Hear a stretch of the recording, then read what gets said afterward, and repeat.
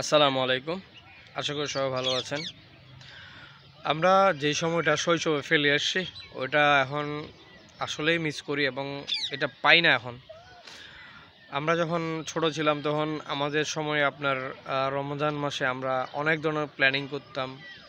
ফ্রেন্ডদেরকে মানে কি করতে পারি, ওদেরকে কি আয়োজন করা যায়, ওদের জন্য অনেক বেশি কার্ড কিনতাম। দাওয়াত কার্ড, ঈদ মোবারক কার্ড লেখা থাকতো, অনেক ধরনের মিনারাজুর কার্ড থাকতো। বাট এখন এই জিনিসগুলো আমাদের কাছ থেকে অনেক বেশি বিলুপ্ত হয়ে গেছে। আসলে বিলুপ্ত হয়ে যাওয়ার কারণও আছে। যেমন কি মনে করুন এখনকার জেনারেশন আপনার ওগুলোকে টোটালি প্রায়োরিটি দেন। এখনকার জেনারেশন আপনার প্রায়োরিটি দেয় মোবাইল ফোনকে, ইন্টারনেটকে, এগুলোকে প্রায়োরিটি দেওয়াতে মানে আমাদের সেই ঐতিহ্যগুলো মানে ডাইরেক্ট সম্পূর্ণভাবে হারিয়ে গেছে, যেটা সত্যি কথা। আমরা অনেক বেশি মিস করি এগুলো এখন দেখলে এখনও আমরা ইচ্ছা করে যে মানে জিনিসগুলো কি নিই। বাট আমাদের ঈদ কার্ডগুলা মানে যারা দোকান করে মানে সেল করতো মানে তাদের দোকানগুলো তো এখন আর দেওয়া হয় না।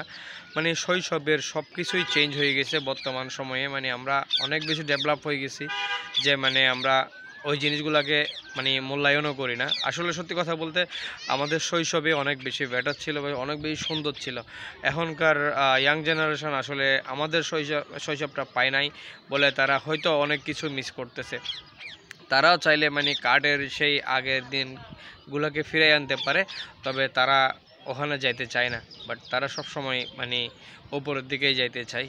যাই হোক, আমরা আমাদের কথাই বলি, আমরা আমাদের শৈশবটাকে অনেক বেশি মিস করি, যেটা কিনা আমরা মুখে বলে কখনো এক্সপ্লেইন করতে পারবো না। অনেক বেশি মিস করি।